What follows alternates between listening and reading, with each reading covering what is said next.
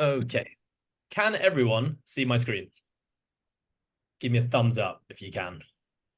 Fantastic. Okay. So let's get into this. What we have today, I assume you guys are here for a reason. It's because this is the very first time we've ever done this. Um, I am going to take you guys through a case study. So I think on this call, we have a lot of coaches. I know a lot of familiar faces here, or have spoken to people on social media, very cool part of Instagram, who I know are coaching in some way, shape, or form, whether it's group coaching or it's individual coaching. So I assume that a lot of us here are coaches, but I also know there are a few people who aren't coaches. I know there's some people who are part of Coastal Fitness and Process Programming who are kind of more athletes or train with us as clients. That's super cool that you guys are here. And I think whether you're a coach or not a coach, there's a lot to take away from this. Even if you just want to nerd out and understand, how you would write or program. And I think knowing how to do that is going to probably make you understand the programs that you're following. If you're paying for a program from a coach or you're following a group program, hopefully this should kind of piece things together a little more. So before we begin, I just kind of said this to everyone already, so I think most of you have sent it through, but just a reminder, if you've just joined us in the last couple of minutes on Zoom chat, if you could just send me a direct message, don't have to share it with everyone, your full name, your Instagram handle, and your email, that would be much, much appreciated. We are recording this call, so if you feel like this is whizzing along way too fast, or there's little pieces that you'd love to rewatch or re-listen to after this call, which is why we have your email addresses, we're going to send out this recording to all of you, so you can watch over this call as many times as you want. I will also say that at the end of this call, we are going to offer you guys who are tuning in, who've joined us on this call, we're going to offer you guys a little special opportunity. So make sure you do hang around to the very end, because I'll share that right on our last slide. Okay, so objectives for the webinar today. We have about an hour. I'm going to try my absolute best to get this done in an hour, but I do have a tendency to talk a little bit too much, especially when it comes to things like programming, because I'm just super passionate about it. So I will try my best to speed things along. But what we're going to do today, we presented a case study. Has everyone seen the case study that we posted up on Instagram or whatnot? Give me a thumbs up or a thumbs down if you've seen that. I'm going to take you guys through it anyway if you haven't. Okay, cool. We got about 50-50 right now. That's all right. I'm going to take you guys through it. But the whole idea of putting this case study out there was so you guys have a rough idea as to what kind of client we're working with. And hopefully you guys, when I present this case study in a second, you guys are going to start to kind of formulate your own ideas as to how you might program for this person. And then I'm simply going to take you through, how I might attack it. Now, I just want to say with this, there are a million ways to write a training program. And all a million ways could be really successful. The key thing is, as a coach, we have to be able to justify our answers, and our answers should really make sense. And if things aren't making sense, they don't match up, well, then, perhaps there's a better way to write the program. So I just want to say, whatever I come up with today, and I'm going to be doing this very off the cuff as I go through it. I haven't planned a program out. If there are things that I decide to do that might be different from what you would do, I'm going to give you guys a chance to kind of ask questions or challenge my thought process at the very end.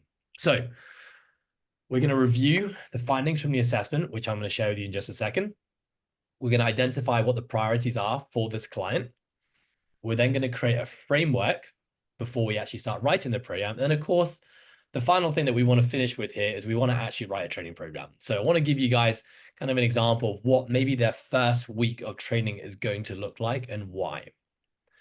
So let's go straight into our case study. So if you prefer to read, then just don't listen to me and just read this, but I'm going to read it out anyway. Our client, his name is John Thomas. He's a male and he's 45 years old. His training age is 0 years of weight training experience. However, he has played soccer and tennis at high school or secondary school. So when I say training age, that for me, that means how many years they've been exposed to sound strength and conditioning.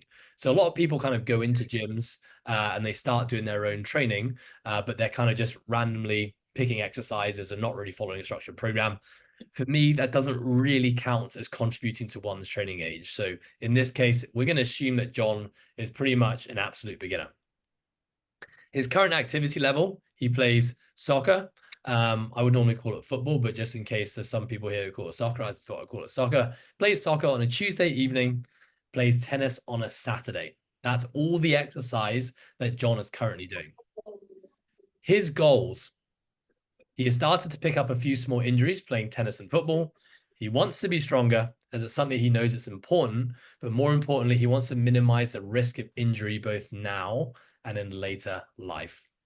John doesn't really exist, by the way, guys. I've just made this up, but John, I think, is a really good representative of who, of what a lot of clients look like for people who are doing personal training or individual coaching. We've got a bit more information on John. John is going to be training with me as his coach 2 times a week. He's going to be doing a training session on a Monday, and he's going to be doing another training session on a Thursday. Now, there's a few things that I took out of the assessment. Now, this assessment, you guys are probably not aware of what this assessment process is, but I just want to let you know that, on the individual coaching course, which is, an online course that we now have, we have an assessment process that looks at a number of different things. And this is a pretty set assessment you can apply to literally 99% of the world and get some really good data from. So I've kind of just kept this a little bit more general because I think even if you haven't done our course, it's still going to make sense in terms of what we're talking about here. So first thing, he has failed the toe touch. So what I mean by that is we asked John to keep his legs straight and try and touch the floor, and he wasn't able to touch the floor.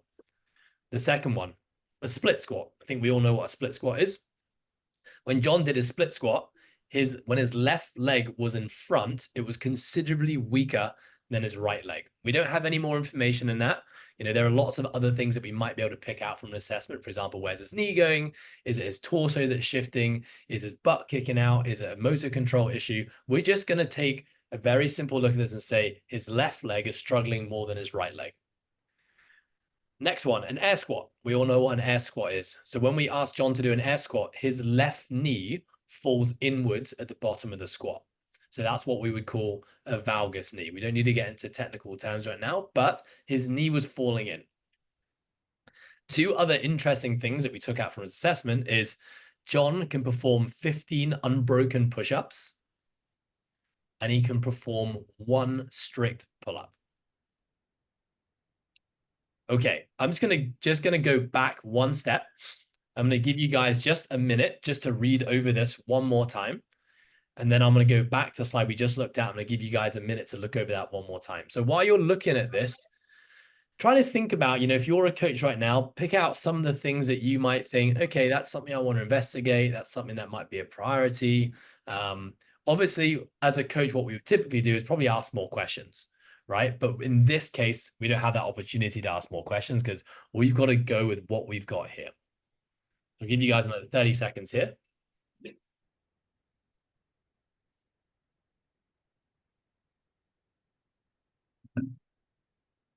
Then I'm going to whiz on to the next page. This was the second thing. So these are the things that we pulled out from the assessment. Have a little look at that.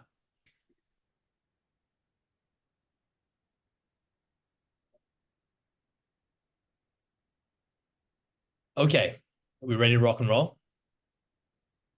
Okay, let's move on.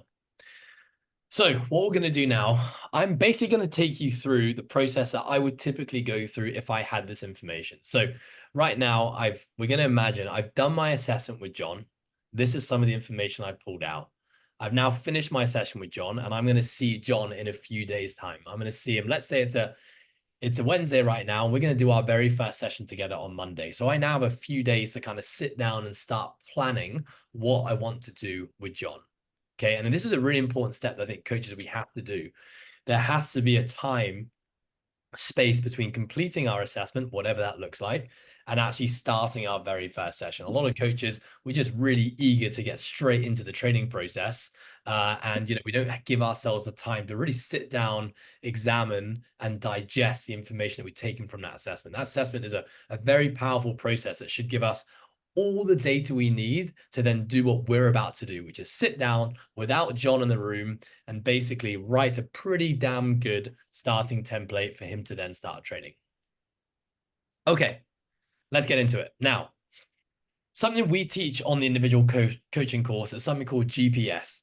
And it's a very first step that we have to go through before we actually start writing the program. So even if you're sitting there right now and thinking, okay, I kind of know what I want to start doing with John. I want to get some split squats in there. We got to address, we want to improve his pull-ups, but we can't go to that stage where we actually start writing exercises until we've gone through this process. So GPS, which you guys might know is kind of what does it actually stand for? General something system. How do I not know that? Anyway, Global GPS. Positioning System. Thank you, Chris. That's embarrassing because I actually came up with the terms GPS, but thank you, Chris. I really appreciate that. Thanks for the reminder. Okay, what GPS stands for? GPS we kind of think about as like our Google Maps or our sat nav in the car that tells us where to go. It's the same kind of idea with our clients. This is the roadmap that we're going to lay out before we start actually writing their program. So GPS in this case stands for general, priorities, and structure. So when we talk about the general, like how many sessions a week are we doing? What type of cycle? How long is the cycle going to be? What do we want to focus on? What days is he training on, etc. When we talk about priorities, we're now talking about the specific priorities for this client and for this training cycle. So for example, like for John, it might be his split squat. That might be a priority that we need to address.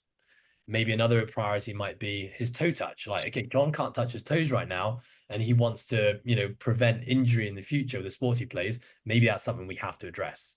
It might be John right now seems like he's pretty strong with upper body pressing exercises because he can do 15 push-ups, but he's not very strong with his upper body pulling exercises. So maybe a priority for John is to work on his upper body pulling. So that's what we mean by priorities. And then the last thing we do is a structure. So basically, we know we have 2 sessions with John. We know we have a session on a Monday and we have a session on a Thursday. This is where I'd write my very first iteration of what I generally want to do on the Monday and what I generally want to do on the Thursday. Okay, so this is what we call GPS. Now I'm going to take you into the program design process. And what I'm going to do, as I'm thinking, I'm going to write. So I just want to give you guys a heads up. Firstly, if you follow me on Instagram, you're going to know that my spelling is not great. So be ready for me to make quite a few spelling mistakes as I do this, number one. Number two, I want this to actually be a real representation of what the program design process actually looks like. In my week, I'd probably say I sit in front of a computer programming probably for at least 8 hours every week. It's one of the things I really, really enjoy doing. But I also want to show you guys that even though I program 8 hours a week and I've been doing this for more than 15 years, I never get it right the first time. There's a lot of typing something out, backspacing, typing something out, moving something around. And I want you guys to see that, we shouldn't be striving to be perfect the first time we do it. And, even if you've been doing this for a really, really long time, that is kind of what the process looks like. So I'm going to go ahead and do a little split screen now. I'm going to see, can you guys see 2 screens or can you just see 1 screen right now? 1 screen. Okay, cool. That didn't work. I'm going to hit stop share and I'm going to share again. All right, great. That doesn't allow me to do that, but that's okay.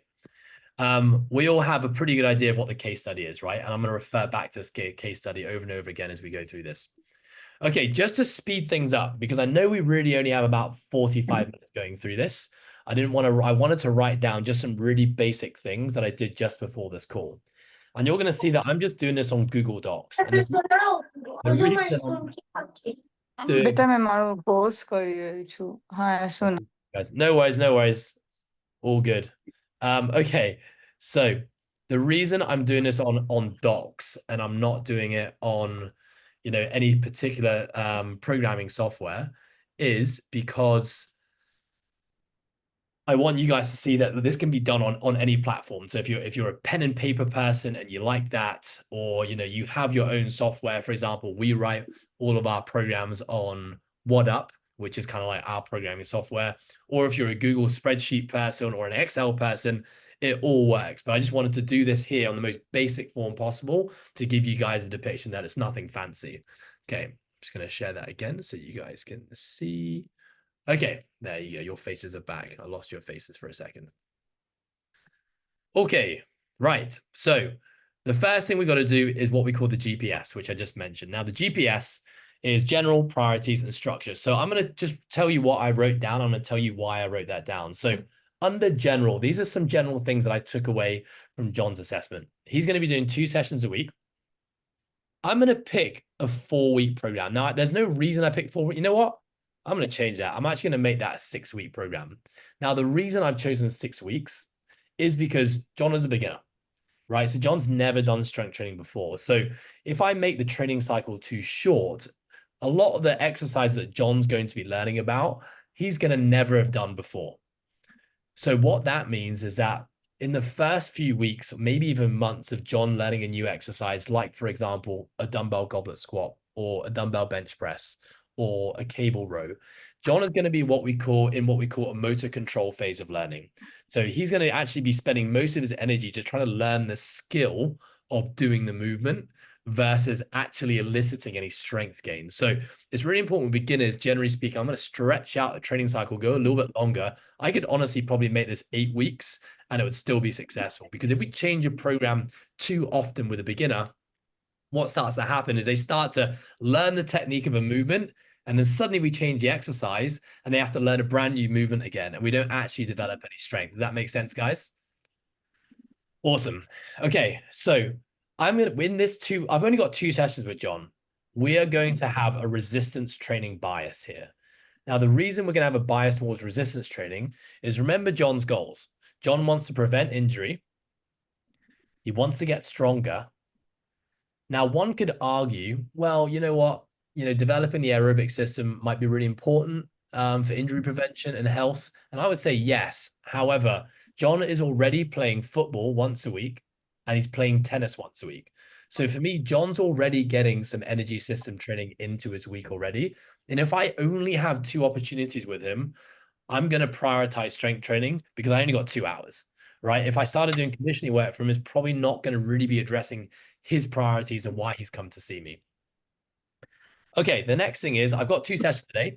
I've only got 60 minutes. So I've tried to set this up like it's like a realistic client. Most clients that we coach in a gym are going to be training for 1 hour, or most people who are training at home, if you're doing remote programming, are probably also going to have an hour. So let's assume we've only got 60 minutes. Of his 2 sessions, his Monday is what we call the critical day. Now, the critical day means it's the day where John is probably going to feel most fresh. Because if you think about it, we've got 2 training days. We've got Monday and Thursday. Now, before his Monday, he has Friday as a rest day, Saturday as a rest day, and Sunday as a rest day in terms of strength training. And he's playing tennis on a Saturday. However, before a Thursday, he only has a rest day on Tuesday, and he only has a rest day on Wednesday. And on Tuesday, he's actually playing football, soccer. So if I look at those 2 days, which day do I think he's going to be more fresh? He's definitely going to be more fresh on the Monday. So that's why we call it the critical day. So that means when I design his training program, I'm probably going to make Monday a little bit more challenging than his Thursday. That's what we mean by critical. Okay, we've just got some general goals here. We know we need to increase strength. We need to try and prevent injury for him, whatever that means. And we need to try and address some of the imbalances found from his assessment.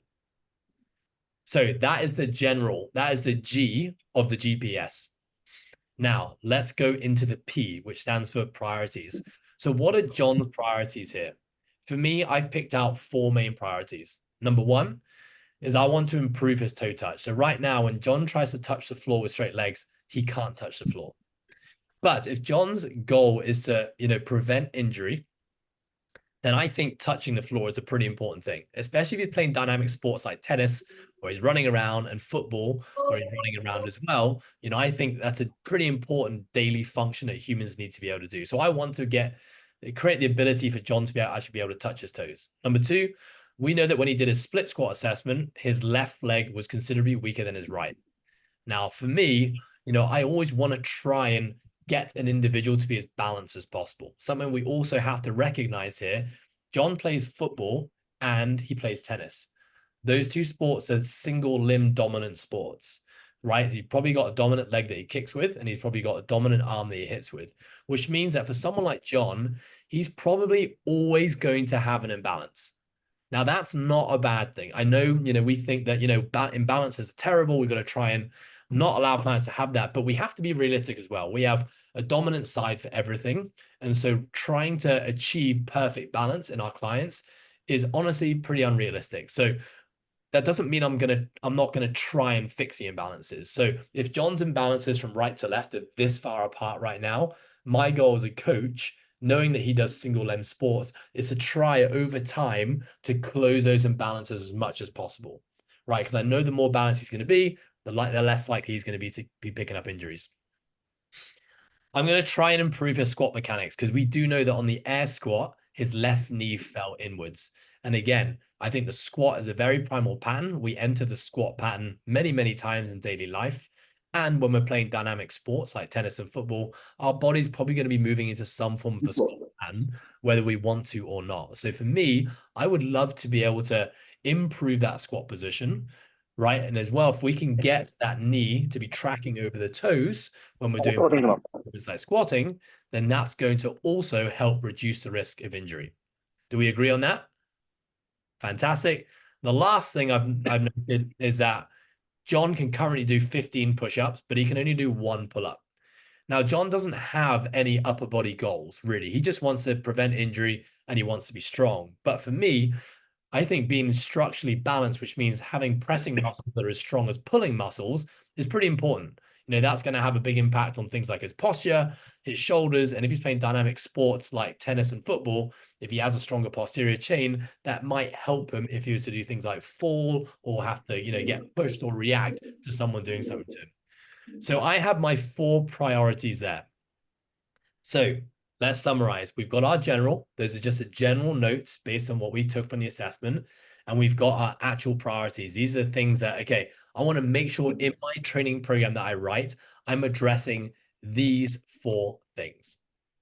Cool? Okay, now we're going to get to the S. So we've addressed the G, we've addressed the P. Let's get on to structure. Now, structure for me is like the very first skeleton of what I want each training day to look like before I actually start writing things like reps, sets, tempo, coach's notes, and all that stuff. So this for me is like my chance to I treat it like a bit like a jigsaw. I'm going to try and fit pieces in to find something that makes sense, and then I'm going to go with it. And then I can start doing all the fancy stuff like reps, sets, exercise prescription, etc. Okay, so I'm just going to go ahead and start doing this. I'm going to put this on a new page. I'm sure it's going to get a little bit bigger. I'm going to zoom out a little bit. Okay, now let's see. We're going to look, always keeping an eye on his priorities and the things that we have to be addressing. So Monday is his biggest, most challenging day. So for me, I'm probably going to put a split squat there. Now for this, I'm actually going to put specific exercises like when it comes to the structure here, because John has some very specific things that he wants to improve. So there's some things I can put as specific exercises. There's some that might be a little bit general. You'll kind of see as I work through this. So the split squat for me is pretty important. I want to make sure I address that. I'm definitely going to do some form of posterior chain hinging because we know that he has a toe touch imbalance. I definitely want to do upper body pulling. And I'll probably make this a pull up because that's something he's currently struggling with. Okay, so that means so far I've addressed his toe touch, I've addressed his split squat. I have not improved his squat mechanics yet, and I've done some pulling work. Okay, so right now I'm pretty happy with that as a start. Let me go to Thursday session 2. Okay, because we're doing split squats / single leg work here, I'm probably gonna get some form of squatting. So squat, improve valgus knee. This is just for my own note taking. Definitely got some squatting in there. Now he's going to do some posterior chain work. So I'm going to add in some form of posterior chain hinging / I'm going to be a bit more specific here. Toe touch. Again, this is just in my own language. So I know when it comes to writing the program, I know what I'm trying to do. So now I've addressed his squatting. I've done toe touch again. Now I know that for this guy, I want to do more pulling than pushing. So I'm going to go ahead and give him some more pulling. So upper pulling. Maybe this time I'm going to do a horizontal pull versus a vertical pull. Okay, now the only thing I haven't got in a second session is more single leg work. Now, do I need it? I'm not sure. I'm going to put a question mark there right now. Do I need to be doing single leg work twice in a week, or is once a week enough? Going to leave it there for a second. Now, we have 1 hour to fill up here. If I look at this so far, and I'm already starting to think about what exercise I might be using for this. I'm thinking I'm not going to fill up an hour here. So I've got some more room to play with. I can definitely get some more exercise in here. Now, do I want to right now, something I don't have in here is I don't have any upper body pressing work. Currently, I know that John is really strong. He's much stronger doing horizontal pushing than he is at vertical pushing. So than he is at vertical pulling. So I probably don't want to give him more horizontal pressing. But what I probably can give him is I can probably give him some vertical pressing. So I know he's really good at horizontal stuff, but I didn't really have any information about his vertical. So rather than not addressing pressing altogether, let's give him some vertical stuff and let's not make his pressing even stronger because he probably doesn't need to. Okay, great. Looking at this now, I think we probably can afford to do some single leg work here. But because I already have some split squats in there on Monday, maybe this is an easier form of single leg work. Maybe it's like a step up or a leg extension. Something which is a little bit more brainless, requires less stability, but it's still going to allow us to improve that single leg imbalance. Remember, we don't know actually what the single leg imbalance was. We're just assuming right now that one leg is weaker than the other. So let's give that leg some more. Okay, so now I'm looking at this and thinking, okay, am I ticking everything? Have I addressed his toe touch? Yes, both sessions I'm addressing that. Have I done some single leg work prioritizing his left leg? Yes, I got a split squat. Yes, I got a single leg step up. Am I doing anything to improve his squat mechanics? Session 2, I am doing some squat work. I'm not doing any squat work in session 1. Maybe I can actually add some work in there. So we're going to go squat mechanics, but I might make this easier work, and this might be more motor control stability. And then I might make the session on the Thursday edition a little bit more challenging. Okay, next priority, upper body pulling.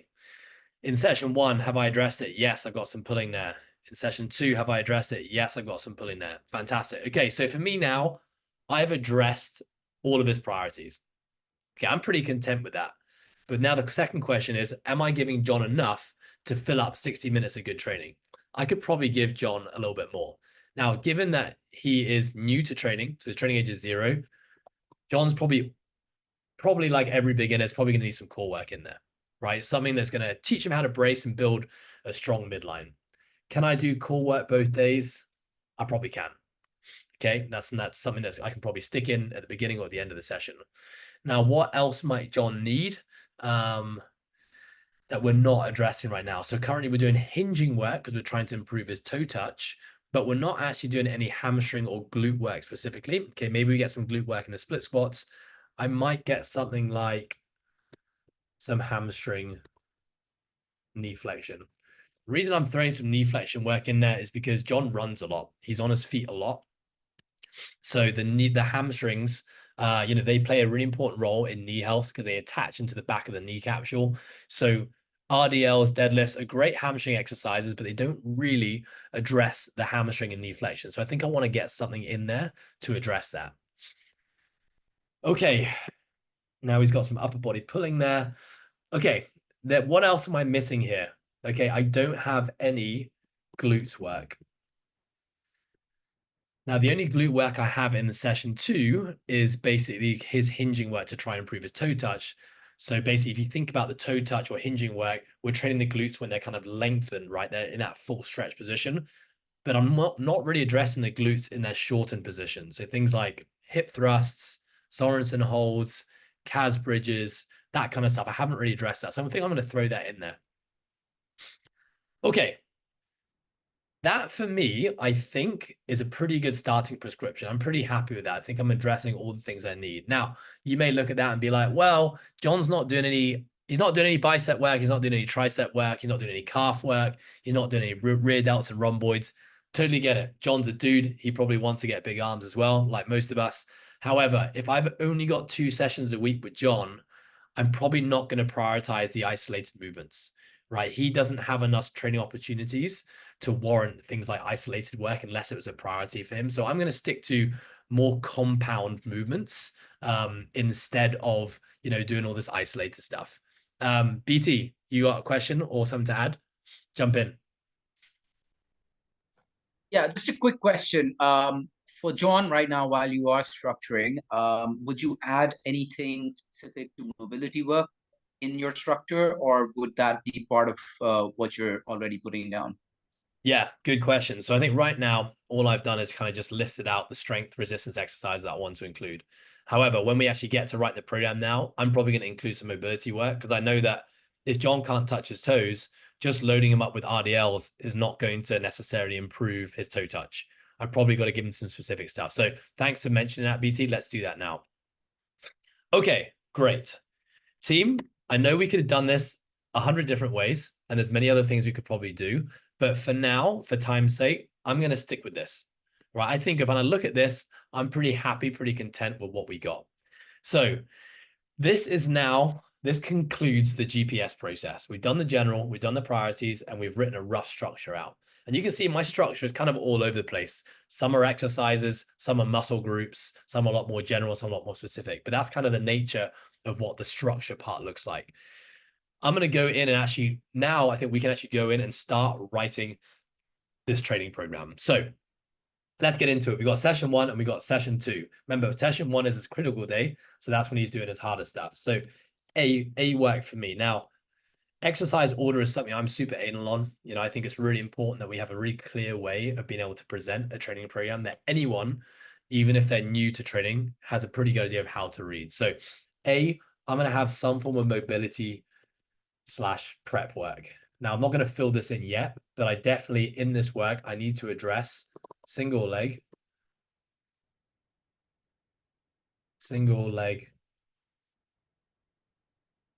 toe touch, air squat. Those are 3 things that we need to improve, right? Because we know we have some motor control mobility issues there. Okay, so let's get into the training session now. Now looking at these exercises, where do I want to start? I always want to start my session with the most challenging exercises first, the ones that place the biggest amount of demand on the nervous system.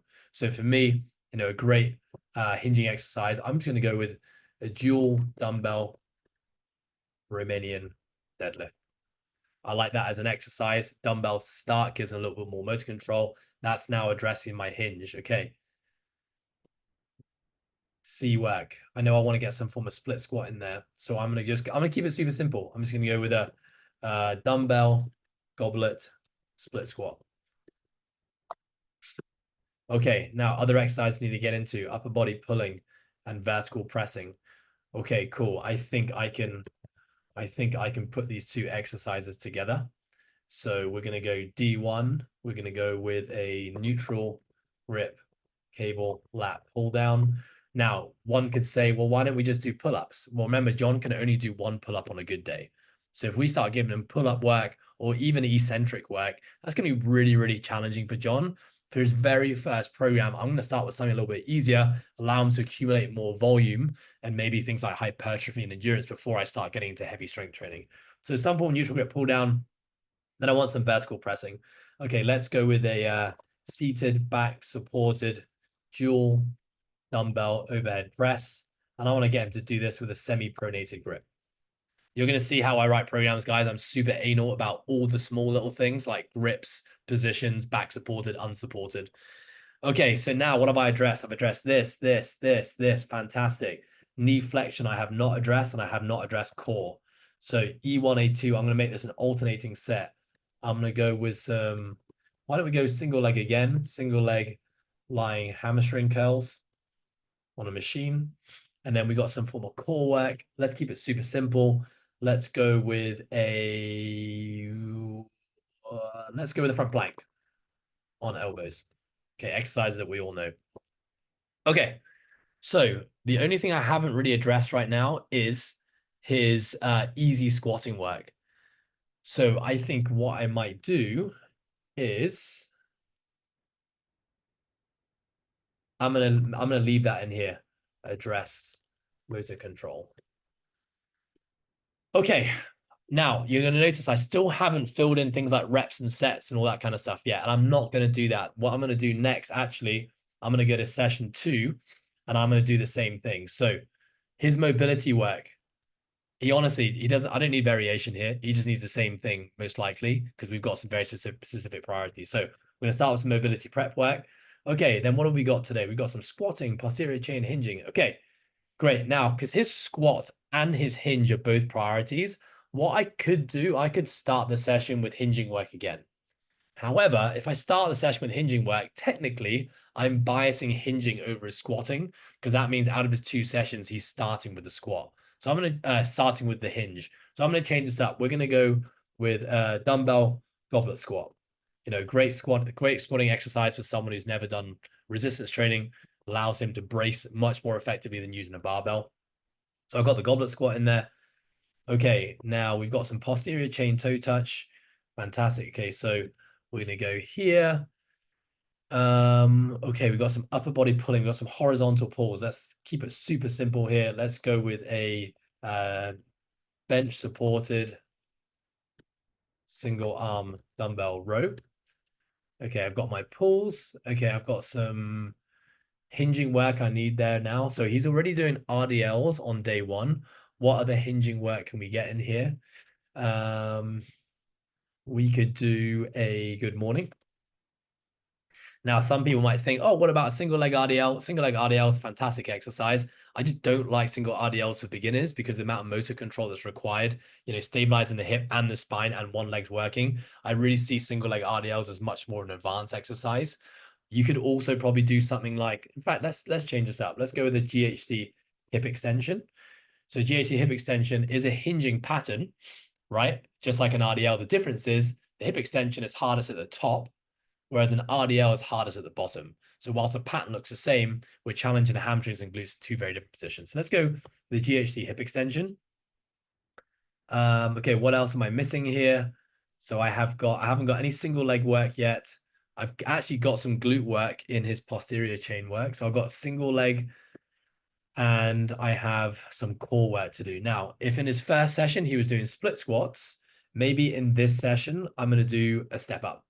I'm going to keep it super simple. We're going to go with what we call a Patrick step up, which is basically like a step down. It's a great exercise to have people prep for walking downstairs. If anyone's done the knee over toes program, you'll be very aware of that.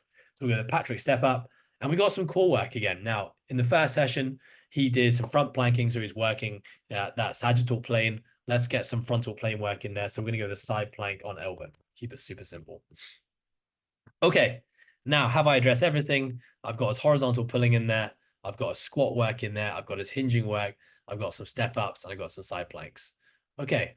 I'm pretty content with that. Okay. So can you guys see what we've done now? We've worked from the structure and now we've actually expanded on the structure and actually written down specific exercises. So now I have this and I'm going to review this and think, am I happy with that? I think, to be honest, I'm pretty happy with that. There's probably nothing I'm going to change on that. So from here, the next thing we can start to do is write in things like tempo, sets, reps, coach's notes, all that good stuff. So I'm going to leave my mobility prep work to the very end. I'm going to get into this first. Now, we've got Romanian deadlifts to start. I'm going to go with a 3-1-1-1 tempo. Reason being, I want him to develop strength in his end range. So I'm going to put a pause there. I'm going to give him a second of pause at the top because this is new exercise for him. If anyone's taught a brand new person Romanian deadlifts, you're going to know that it takes a while sometimes for people to get the mechanics right, especially how to brace and hinge.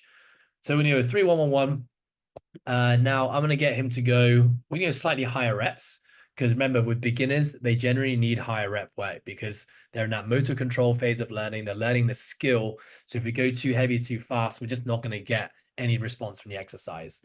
I'm probably going to get him to rest 90 to 120 seconds. Okay, next one, we've got dumbbell split squat. Again, I want control here. I'm going to get him to go 3x8. Again, no real reason, but I'm going to get him to go rest 45 to 60 seconds between sides and sets. I'm definitely going to get him to start on his left leg first. So start left leg. Reason being, his left leg's a weaker leg. So I'm going to get him to start on the left leg, and whatever he can do on his left leg, I'm going to get him to match that on his right leg. Even if his right leg can do more, remember what we're trying to do here. We're trying to close that imbalance between right and left leg. Okay, D, we've got some neutral grip pull downs. Right now, Johnny Boy can only do one strict pull up. Again, I'm not going to get too fancy with my tempo. I'm probably going to go higher rep, maybe even a 12 rep. Give him a bit more time and attention. Now, because D1 and D2 are alternating exercises, I'm going to give him rest 60 seconds between. Then he's going to go into a pressing exercise. Again, 3010, 3 times 12. Let's not make it complicated. Oops. And he's resting 1 minute between those two as an alternating exercise. And then we've got some single leg lying hamstring curls. Okay, so again, let's just keep it simple. I'm going to go 310 per leg. Rest 30 seconds between sides and sets. And then he's going to go into his front plank on his elbows. And I have no idea how long John can hold in the front plank. So I'm going to have to give him a slightly bigger rep range here, say 30 to 60 seconds. And I'm going to get him to rest 60 seconds there. Okay. So we now have what looks like a pretty decent day one. Would you guys agree? Awesome. Okay, so let's go ahead and do the same thing now for session 2. Again, I'm going to leave my mobility work for the end, but we've got goblet squats to start. Okay, we know that John has a valgus knee. Hopefully in his mobility work, we address that valgus knee a little bit. So I'm going to go, you know what I'm going to do with John? I'm going to get him to do it with a mini band around his knees. Now, the reason I'm going to put a mini band around his knees is just to force him or remind him to dry those knees over his toes. It's a great exercise to just engage a bit more glute med.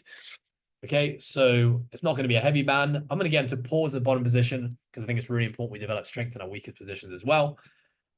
Let's go 3 times 10 reps, rest 90 to 120 seconds. So you'll notice that my first exercise of both sessions, I haven't done an alternating exercise. Alternating exercises are fantastic to use because it's really time efficient. But with beginners, remember things like a squat and a Romanian deadlift are pretty complex multi-joint exercises. So if we give beginners A1 and A2s or alternating exercises, that's a lot of stimulus overload for a beginner to have to take in. And if they're trying to remember how to do an RDL and a dumbbell bench press, that can get very confusing. So I want to keep it super simple for beginners. And I tend to not go with too many alternating exercises unless it's something a little bit easier. So if we look at these ones here, D1, D2, neutral grip pull downs and overhead presses, pretty simple exercises. I think a beginner is going to be able to pair together without too much issue. And there's not going to be any interference there. Okay, so we've got the goblet squat done. Okay, next we've got some bench supported single arm rows. Okay, let's go 3010. Again, I'm just keeping this super simple. I'm going to get him to rest 45 seconds between sides and sets. Okay, we've got GHD hip extensions next. So I'm going to keep this. I'm going to get him to go real slow because hip extensions, if anyone's used it beginners, can be a bit of a funky exercise. So I'm going to get him to go 3022. So I'm going to get him to go 3 seconds down on the way down. I'm going to get him to slowly bring himself up. I'm going to get him to hold 2 seconds at the top because that hold at the top is going to allow me to really address his glutes in their weakest position, which we haven't really done any glute shortened work yet. How many reps? Now, if you think about this, 3022, that's 3 seconds down, 2 seconds up, 2 second hold. That's 7 seconds per rep. That's already quite a lot. So I can't go crazy high with the reps here.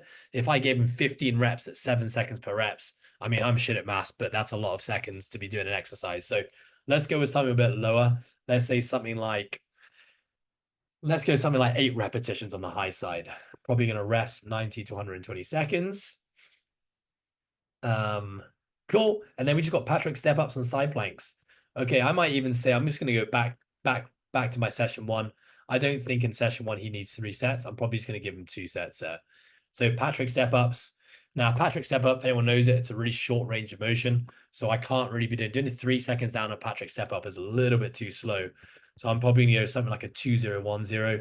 Now, because it's a short range of motion, that means our rep scheme can be higher because the time under tension is less. So we always got to remember that. We should always think about the range of motion of an exercise. For example, an air squat is a pretty big range of motion. A Romanian deadlift is a pretty big range of motion. However, something like a calf raise is a really short range of motion. So a calf raise doesn't need long tempos on the eccentrics, could do with much shorter tempos. So always just think about that. Another thing you should think about is the height or the anthrometrics of the client. If you have a client who's really tall and they're doing air squats, well, then that's a really long way for them to go.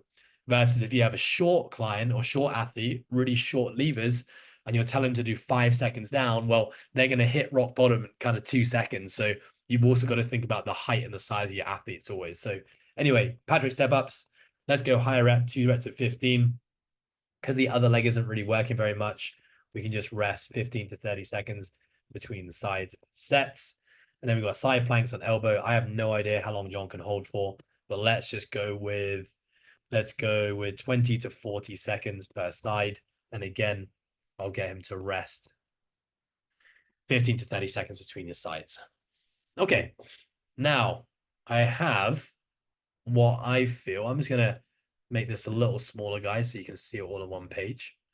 Okay, I think I can go ahead now and write his mobility work. Now, his prep work for me is like, we're just trying to get him ready for this training session. So again, we don't really have many details to play with. So we're going to have to go with very general ideas on what we can use to improve these things. So single leg, we know we have one side that's weaker than the other. We don't know if it's a glute. We don't know if it's a hamstring. We don't know if it's a hip flexion issue. So let's just go with 2 sets for quality.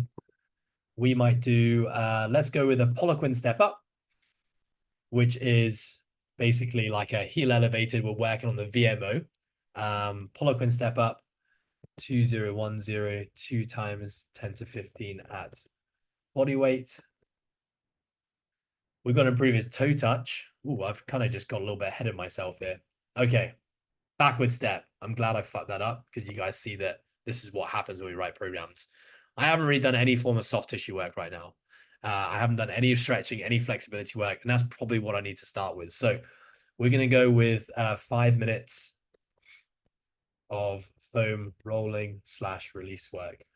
I definitely want to work on his glutes. I want to work on his hamstrings. I want to work on his calves.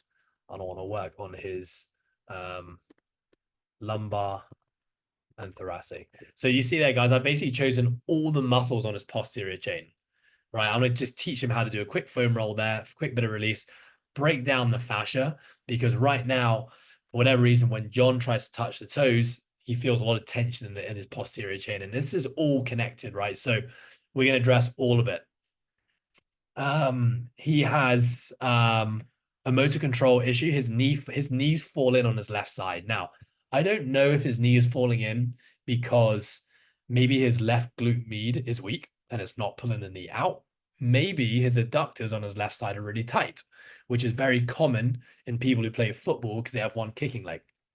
So let's just make an assumption that I want him to get into his adductors, specifically his left side, because that's the knee that falls in. I don't know if that's going to help, but I'm going to get him to do that. Okay, so that's his foam rolling work done. B, now I probably want to do some activation work. So this is where we're going to do 2 sets for quality. We'll go exercise 1, B1 is going to be a Poliquin step up, working for some form of single leg work.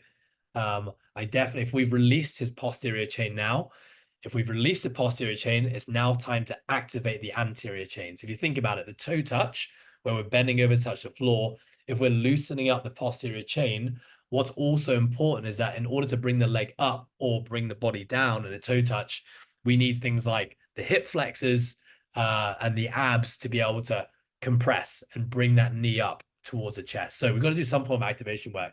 Let's keep it super simple. We're going to go with a kettlebell on foot knee raise. So he's basically going to be standing up tall. I'm going to try and demonstrate this real quick for you guys. He's going to be standing up. Oh, my camera's not big enough. Anyway, he's going to be standing up tall and he's going to be raising his knee up towards his chest and he's going to be holding it there.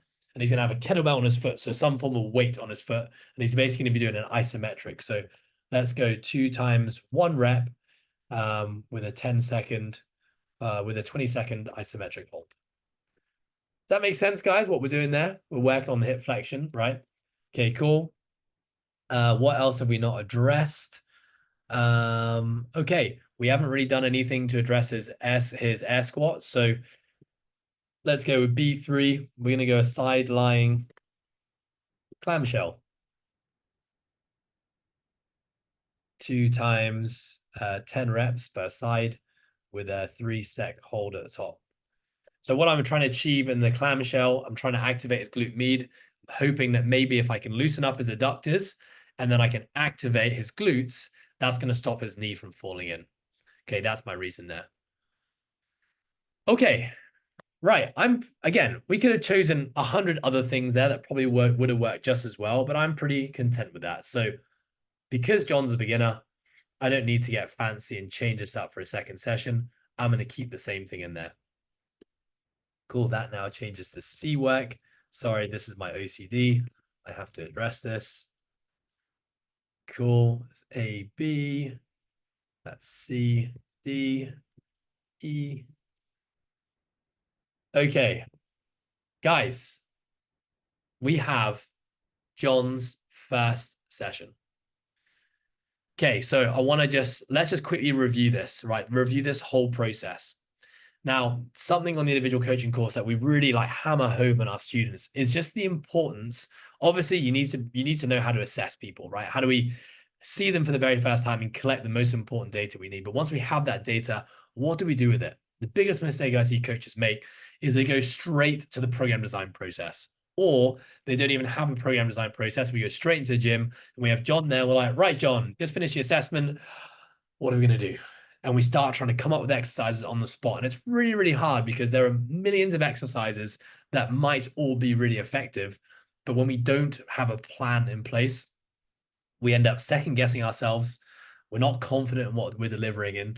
And when you second guess yourself and you're not confident, trust me, your client can see that you're not confident in what you're doing as well. And I very much know this because that was me for a really, really long time. So, what is such an important step is going through this process, the GPS, and just sitting down, taking, that took us, how long did that take us? That took us about 15 minutes to write the GPS. If I wasn't talking, then maybe we can even get that done even quicker.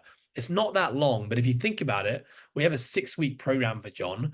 I basically got his next 6 weeks nailed because I got that skeleton in my head. I know exactly what he's doing for the next 6 weeks. There's a very low likelihood that I'm going to go off track with this program now because I know exactly what he needs and how it's going to look. So once that's done, this part of structure is super important. And you'll notice when I did it, guys, there was lots of back and forth. There was lots of umming and ahhing. I wrote some things down. I deleted them. I moved them around. That's exactly what this needs to look like. As you get more experience as a coach, you're going to be able to arrive at kind of like a final decision pretty quickly, but that just takes time and practice. And then once that's done, what do we do next? We then went through, okay, we then set the exercises first. I didn't get into reps. I didn't get into sets or anything like that. Just wrote down my exercises, looked at that. Am I happy with that? Am I not? What needs to change? Okay, cool. Do the same for the second session. And then writing in the reps and sets is kind of easy, right? We've got a beginner here. We need more reps because he needs motor control. Okay, so that, guys, we've written our program. So what I'd love to do now is we've got a couple of things we need to achieve before we finish this call, probably in the next 10 minutes because I'm already at 6:30. Number one, I would love if you guys have any questions, thoughts, or things you kind of want to throw my way, challenge me on this, or if you have things that you may be thinking you might do, please throw those at me and let's have a conversation about it.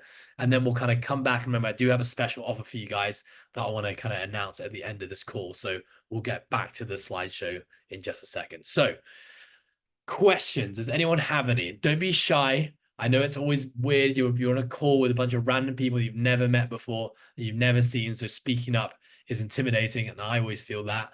But please, I really welcome any questions. There's no such thing as a bad question here. Also, to add to that, if you prefer to just write down your question, I'm keeping an eye on the chat as well. So if you want your question addressed, I'll keep an eye out and then I'll let Ed know, okay? Thank you, Chris.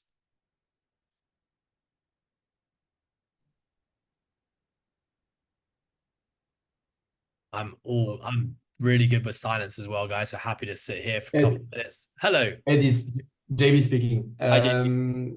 I do have one question. It's more about the fact that, so here in your case, we are talking about a beginner, really beginner, like no experience at all in training.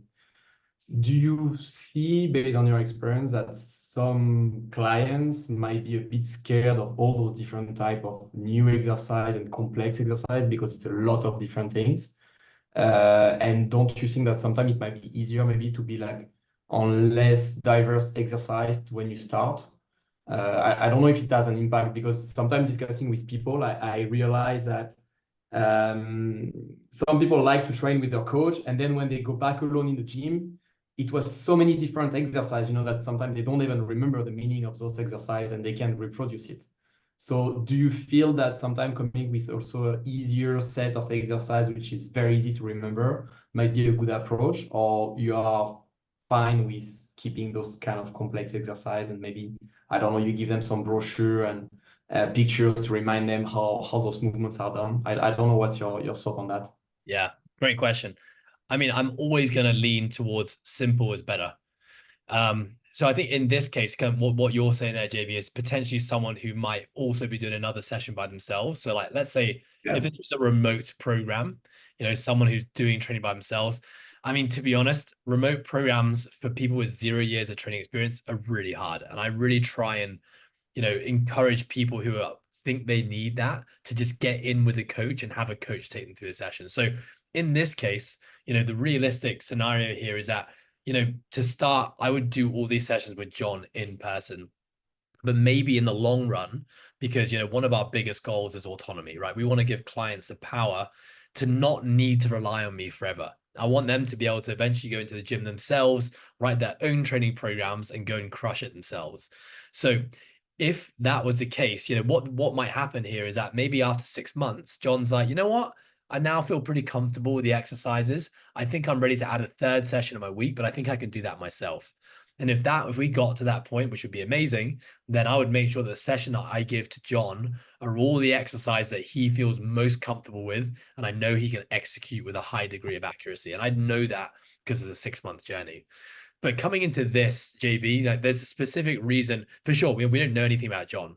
You can have people who have 0 years of training experience come into the gym and be able to execute things like air squats, RDLs, cable rows with really good technique. And you can have some people come in and be, all over the place and be, even a cable row is too complex for them. So for sure, this might be too complex to them. But there are a few things I've thought about here, deliberately things that I would think about for a beginner. Number one, you'll notice that I chose goblet split squats and goblet squats. As soon as you put the dumbbell into the front of your body, it's much more of a natural movement versus the barbell. I think as coaches, we go to the barbell far too quickly for beginners. Barbell is a really foreign thing, right? You don't really hold on to a long, straight object in front of your body and do things with it. And you definitely don't put things like bars on your backs and on your front racks. So as soon as you do start getting into barbells, shit can get a little complex a little quickly. So I would try to stick with the dumbbells. What I also love about dumbbells there is with the moment you put a load on your anterior part of your body, it's really hard to not brace effectively. However, when you put a bar on your back, it's really easy to not brace effectively. I'd say most injuries in the gym come from back squats because people don't know how to brace effectively with load on their back. And it's really easy to put a lot of load in the back. That's one thing. You also notice things like I went with the neutral grip pull down. So machines are fantastic things to use if you have them available, because the machines do a lot of the stabilizing for you. So with the pull down, all I have to think about is down and up. Now, if you think about a pull up, same movement, but in a pull up, I now need to control my core, my body in space. I can be flopping around on that pull up bar. There's a lot more stability required for a pull up than a pull down. Even the dumbbell overhead press, I could have chosen an unsupported press, or I could have chosen a standing strict press, but I deliberately chose a bench strict press with a back support, because that's going to give the client even more support. Single leg hamstring curls, I could have chosen a glute ham raise, could have chosen a ring hamstring curl, but I chose a machine because a machine, all he has to think about is up and down, up and down. So I did try and lean towards simplicity in this program design anyway, but to answer your question, JB, yes, make it as simple as possible. And another thing to think about as a coach, you know, we often, I think with new clients, we try and get fancy too quickly because we kind of want to impress our client, right? We want to show them that, you know, we've got some cool tricks up our sleeve. We know some cool exercises that you've maybe never done before. So you kind of try and win your client over in that first session. But to be honest, what our clients really want is they want to be successful. They want to know that what they're doing, they can feel it in the right places, and they're able to achieve what you do. There's nothing more frustrating than seeing your coach execute a perfect back squat and then spending 30 minutes yourself trying to figure out how the hell to do it and not being able to do it. So yeah, for sure, JB, simplicity, always better. If you have the ability to use machines with people who struggle to stabilize and control things, use machines. It's a fantastic way to build mind-muscle connection and to get people kind of in the groove of coordinating their joints and tissues. All right, cool. Great question, buddy. Thanks, Ed. Ed, I have a quick question, Yes, if I BT. may, please. So first of all, thank you for sharing all the knowledge. It was pretty helpful. I have one question. How lenient are you going into the process with someone like John for the next 6 weeks? Because week on week, you will learn working with John as well on how he's kind of performing and reacting to what you programmed right now. So I just wanted to kind of get a little bit of insight as to how lenient or how flexible are you into tweaking the program as you go further and further into each week, and if you are, if that is a good idea or not. Love it. Great question. Yeah, I would say that I'm pretty flexible. So the whole idea of the client-centric approach, we talk about that, right? We're training the client, we're not training the program. And so whilst this might be a great template and looks fantastic on paper, I might get into session 1 and I do the dumbbell Romanian deadlift and John's can't do it. So I immediately might have to make changes, especially in week 1, week 2. I might have to make lots of changes to that program. I'm totally okay with that. Also got to bear in mind, life happens, right? So sometimes clients don't get sleep. We have really stressful things happening at work or at home. John plays sports. There's very high likelihood he's going to pick up an injury playing football, pick up an injury playing tennis. And what I need to be able to do at the start of each session is just check in with John. John, how you feeling today? How's the body? What's happened since I last saw you? Maybe I have some form of online check-in, which was what we use a lot with our clients, where he can fill out a quick, questionnaire, which tells me how he's doing. And then from there, I then have to look at the program and be like, right, does anything need to change based on what I've written here? I think when I think about younger me as a coach, I'd be so strict on trying to make sure that he does what I planned that I would kind of ignore the signals or things that are happening in his life because I just want to see progression. I'm like, no, we've got to make our deadlift heavy this week because that's how we get stronger. But the truth is that life is never perfect and life is never linear, and therefore our training really has to adapt. And I think that is the beauty of personal training. If you have the ability to coach people in person, then I think we should be a lot more flexible. So if that means, let's say, for example, great example, John next week, he can't do Monday, Thursday, and instead he has to do Monday, Tuesday. Okay, well, if he's doing back-to-back days now, I'm looking at this, I'm like, well, I don't really want to be doing, the same exercises or similar muscle groups back-to-back days. I might change it where I might go, okay, Monday, we're going to do his squatting and his pulling work.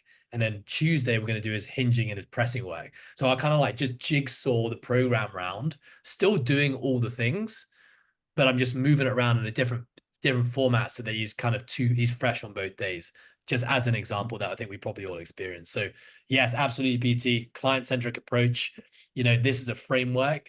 Rarely does it go to plan where a client will stick to the whole 6 weeks perfectly. And if you're working with people remotely, then we should give them the autonomy to make those changes as they go.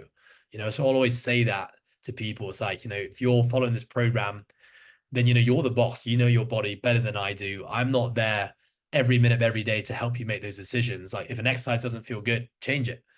If you need to skip out on that session, skip it. If you need to change it for something you like because you're not enjoying it, change it. All I want you to do is just let me know why you changed it, so then I can learn as your coach what I can do better in the future to stop these things kind of happening.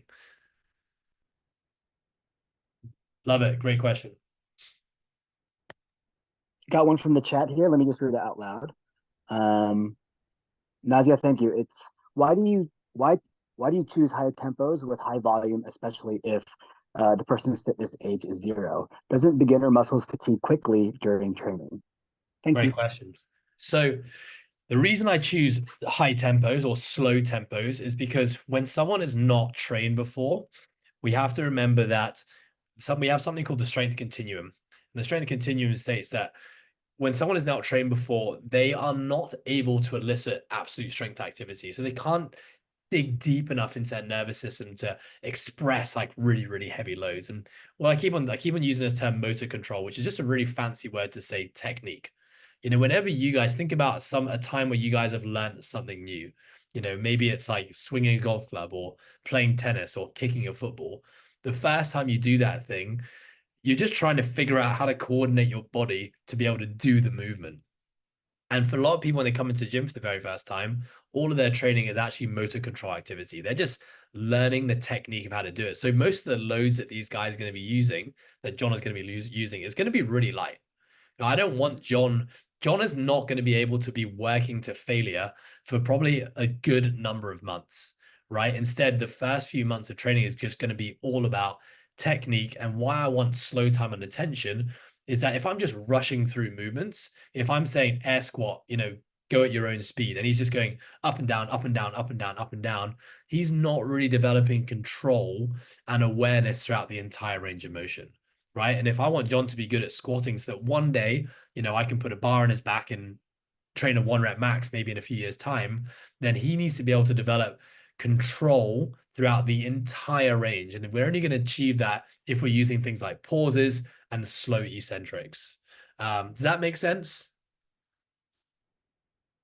Not many screens on right now, so I hope that'll answer your question. Thank you. Thanks, JB. Great question. Okay, thanks, Nazia. I'm glad that answered. Okay, one from Meg. General idea of how you would progressively overload this program over 6 weeks. Okay, great question. Okay, so obviously what we have here, guys, we only have week 1. Right, so let's go back to this case. It's John. John's a beginner. So remember, everything I've just said so far is that a lot of John's adaptations right now are just going to be technique. So it might not really be until like session 3 that John's like, okay, I've got the hang. Assuming John is a fast learner and he seems like he's a sporty dude, assuming that, let's say probably by session 3 is when he's going to be able to actually start, you know, adding some load to this and like being able to start grinding out some reps. Truth be told, it takes beginners months and months and months, maybe even years before they get to a point where they're really like gritting their teeth and grinding out a rep with good technique. So for me, with a beginner, let's use this case study, I'm probably not going to be changing these rep schemes very much at all. Probably for the first 3-4 weeks, John's going to be doing this program. Again, because the exercises are all going to be new to him, if I start changing up exercises too quickly, again, he's going to be kind of maybe on the brink of like really learning how to nail an exercise, and then boom, we throw him a new one. But let's think about real simple. If I look at this program, what are simple little changes that we could potentially make that wouldn't be hard? Okay, if I'm looking at his like neutral grip pull down, I could definitely change that to a single arm pull down. I could change the grip, and that would be not an issue at all. I could go wider, I could go narrow, I could go to a rope. The seated back supported press, I could make that an incline press, a flat press. We said we weren't going to do flat presses.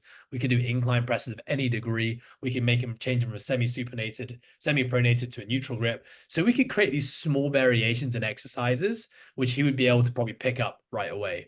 But something like if I move John from a Romanian deadlift with dumbbells to a barbell, that's probably a pretty big change.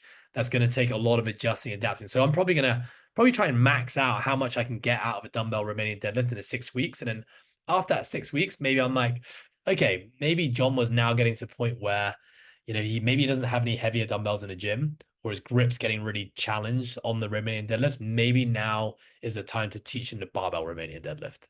And that's going to allow me to put some more load on him. So yeah, I would say in this case, Meg, I'm pretty much going to keep it the same. If I see that he is, especially with dumbbell movements, this is a thing with dumbbells versus barbells. With barbells, we can add like 0.5 kg to a bar. With dumbbells, unfortunately, we have like 2.5 jumps. most cases, right? So what that means is sometimes, let's say the dumbbell overhead press, let's say we've got 12 reps and John has gotten to 12.5 kg and he's able to hit 12 kg. He's able to hit 12 reps. But if I jump John to 15 kg, it's a pretty big jump. He's probably not going to hit 12 reps. So maybe in week 4, when I can't progress him on that dumbbell anymore, I might drop those reps for like, we're going to go 8 to 10 reps now instead. And we're going to try go for the 15 kg. So that's probably an example of how the rep scheme might increase over time. Does that answer your question, Meg? Awesome. Love it. Okay, cool. I mean, guys, if in hindsight you have more questions that you would love to ask, you can always send it to me on Instagram or send us an email. We'll share those details at the end and we would love to answer those for you. Okay, that was fun. By the way, that's the first time I've done a case study on a Zoom call. So thank you for bearing with me. That was a fun learning experience. Okay, I'm going to go back to our presentation, just wrap this all up so you can all have a lovely evening or wherever you are in the world, morning, lunchtime. Let's go back to it. Okay. Right. So in case you haven't noticed, guys, we're here talking about coaching education because we have created an individual coaching course. And, you know, our biggest mission is to help level up the standard of coaching in the industry across the world. You know, I spent a lot of my time working in the CrossFit gym space. And so especially in CrossFit gyms, individual coaching isn't really kind of a facet of business that coaches really explore. So we get really, really good at group class coaching. And then we kind of do that for many, many years. We get to a point where we can't increase our revenue. We kind of get stale or a bit bored or a bit burnt out of running group classes. And it's like, well, what's next? And so that's kind of one of my biggest burning desires, is to give people the skill sets to be able to become world-class coaches, impact more people on a deeper level, grow things like your financials, and just make coaching a career that you can do for the rest of your life. Because I really believe that coaching is a career. I know that certainly it's something I'm going to do for the rest of my life. It's something we should be able to do for a really, really long time. I really feel this is a big missing element from it. So just very quickly, I don't want to spend too long on this, but just a quick introduction to the team. Chris has been on this call. He's the one who's been reading out the messages. A lot of you guys have been chatting to him about the free course and anything. He's amazing. He does all the back end stuff. So Chris is with me. Of course, you guys probably follow her on Instagram, but Tammy Robinson is one of our educators as well. She's an incredible coach that I've had the pleasure of working with for a good number of years now. She really specializes in the nutrition and lifestyle side of things, which is one of our chapters, one of our stages on the course. So that is the team, and of course myself. Very quickly, just a quick overview of what the course is about. Today, we really talked about resistance training. That was the main topic. It's kind of my favorite stage of the course, to be honest, but there are 6 stages on this course. We've got the onboarding process. So that is the initial consultation and the assessment process. You kind of guys, you saw a little bits of that from today's call. We then go into stage 2, which is all about nutrition, lifestyle, where we basically give you guys the lowest hanging fruits, the big rocks that we need to address with our clients when it comes to behaviors, lifestyle, and nutrition. 3, resistance training, my favorite stage, where we talk about how to write resistance training programs. Number 4, we've got energy system training. That is a very fancy way of saying metabolic conditioning, or metcons. So we teach you guys how to write frameworks for people who want to develop a long, big aerobic system, to those who want to, you know, develop a short, fast system, and then how we actually do that in a structured manner, whether it's for CrossFit or it's for running or it's for sport-specific athletes. Stage 5 is we give you guys the principles of how to combine strength and conditioning. If you guys are in the CrossFit space, you're going to know that most of the training is done in what we call a blended format, where you do strength first and then you do conditioning. But that's not always an effective way to train. So we give you guys a framework of how to actually combine strength and conditioning to do it in a successful way that's going to yield results, and who to use blended training for. And then I think probably the most powerful chapter of our whole course is working with you guys as a professional. So we help you guys in developing your brand, what your unique strengths are, finding your way in this industry to find the things that align most with you, whether it's coaching or it's educating or it's working one-on-one with clients. You know, we go into lots of soul searching with your values and the things that are important to you. And what we found, you know, doing this course is this is kind of the kind of closing chapter that we feel has the biggest impact on the people who've done this course. For anyone who's interested, this is an NASM certified course. So you get full credits. You get 1.9 credits, which is the highest amount of credits you can get for it. So if you're someone who cares or is aware of CEU points, then you will get those points accredited towards you. Assignments and assessments. So what we just did today is, we took you guys through a case study. Now, one of the big things with this course, we wanted to ensure that when you graduated from this course, that I could say with confidence that you as a graduate are legitimately a really damn good coach. Because I've done a lot of courses in the past where I paid a lot of money, I've completed the exams, I read the textbook, and I finished and I genuinely feel like is as inadequate as I did before the course even started.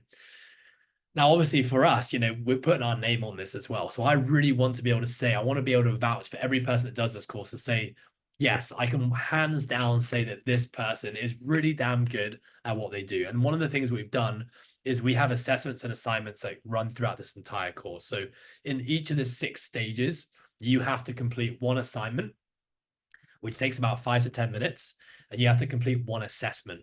Now, the assessment and the assignment are marked by our education team, and we definitely don't pass everyone. Like, there's a lot of back and forth until we feel like you've gotten to the point where you really have grasped the concept, then we pass and then we move on.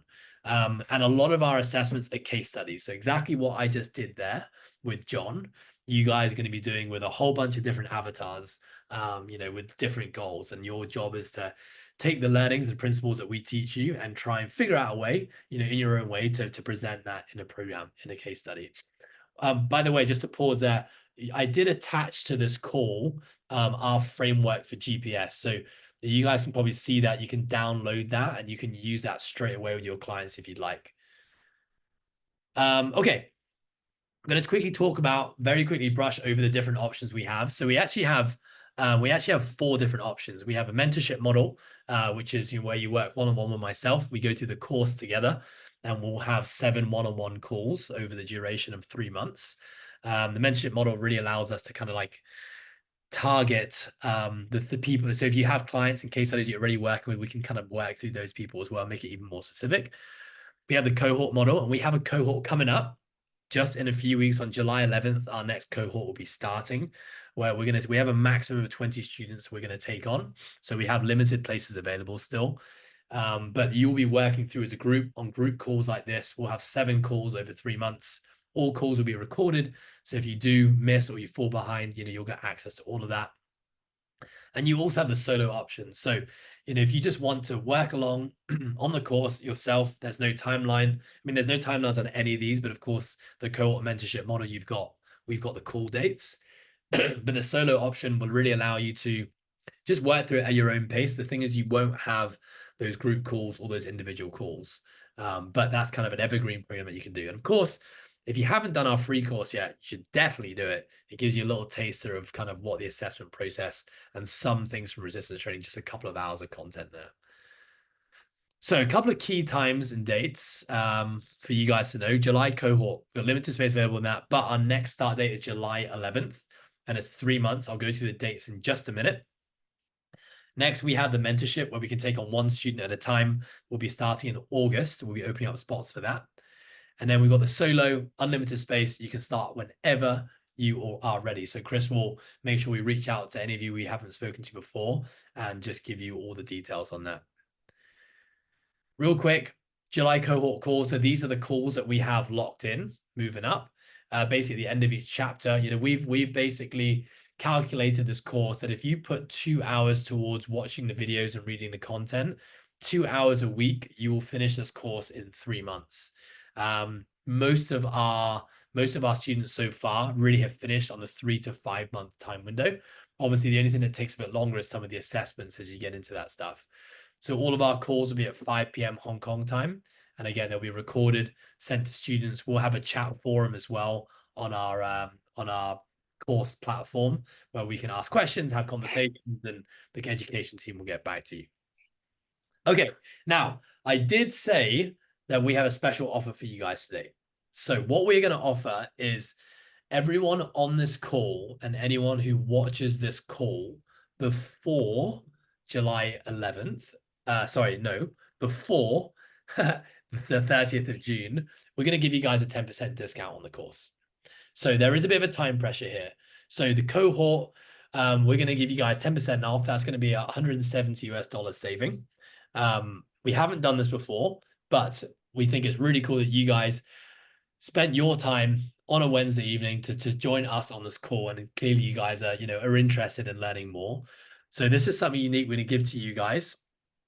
Now, this will expire on the 30th of June. So we have 4 days, 11:59. That's going to be Sunday, Hong Kong, Sunday, 11:59 Hong Kong time. So we've created a discount code, which is World Class 10, which is going to give you your 10% discount, all lowercase. If you have any problems with this, you can reach out to myself or Chris or Tammy. We can answer them for you.